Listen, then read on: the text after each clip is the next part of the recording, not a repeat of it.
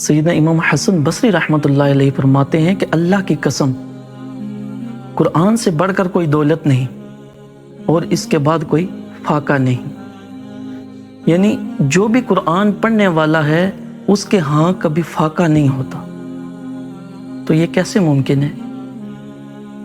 دیکھیں، اللہ سبحانہ و تعالیٰ نے قرآن مجید میں ارشاد فرمایا وَإِذَا قُرِئَ الْقُرْآنُ فَاسْتَمِعُوا لَهُ وَأَنصِتُوا لَعَلَّكُمْ تُرْحَمُونَ۔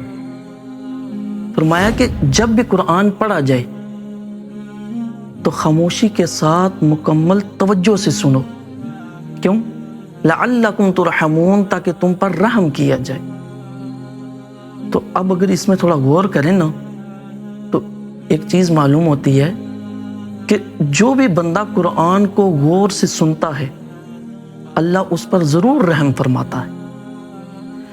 تو جب اللہ تعالیٰ ایک سننے والے پر اتنا بڑا انعام رکھ رہا ہے، اس کے لیے اتنا بڑا انعام رکھ دیا ہے، تو تلاوت کرنے والے کی شان کیا ہوگی؟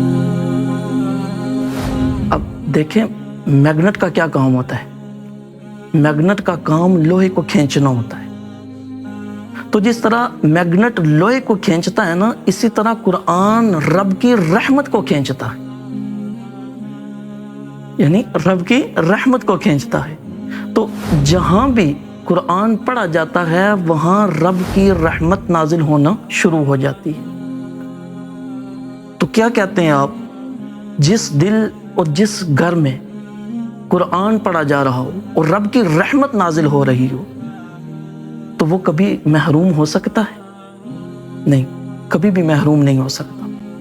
اللہ کے حبیب صلی اللہ علیہ وآلہ وسلم ارشاد فرماتے ہیں کہ جس گھر میں قرآن پڑھا جاتا ہے وہ گھر اس رہنے والے کے لیے کشادہ ہو جاتا ہے اور اس کے اندر بلائی بھی کثیر ہو جاتی ہے، یعنی اس کے اندر بھی کثرت آ جاتی ہے۔ سیدنا امام مالک علیہ رحمہ فرماتے ہیں کہ جس طرح زمین کے لیے بارش بہار ہے نا، زمین کے لیے بارش بہار ہے، اسی طرح قرآن مومن کے لیے بہار ہے۔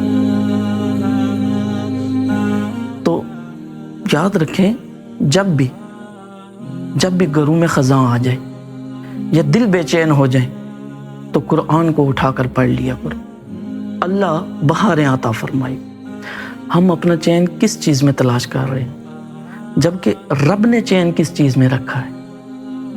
تو یارو او قرآن کا دامن تھام لے کہ جس کی رسی کا ایک کنارہ بندے کے ہاتھ میں ہے اور دوسرا کنارہ رب کے پاس ہے۔ وہ اقبال نے بھی کیا خوب کہا تھا کہ قرآن میں ہو غوطہ زن اے مرد مسلمان، اللہ کرے تجھ کو عطا جدت کردار۔ جب قرآن کے ساتھ ہمارا تعلق مضبوط ہو جائے گا، ہم قرآن کو اپنا اوڑھنا بچھونا بنا لیں گے، اٹھنا بیٹھنا بنا لیں گے، اس کو اپنا کردار بنا لیں گے، تو یقین جانیں ہماری زندگیاں بھی خوشگوار ہو جائیں گی اور ہمارے دلوں میں بھی سکون آ جائے گا۔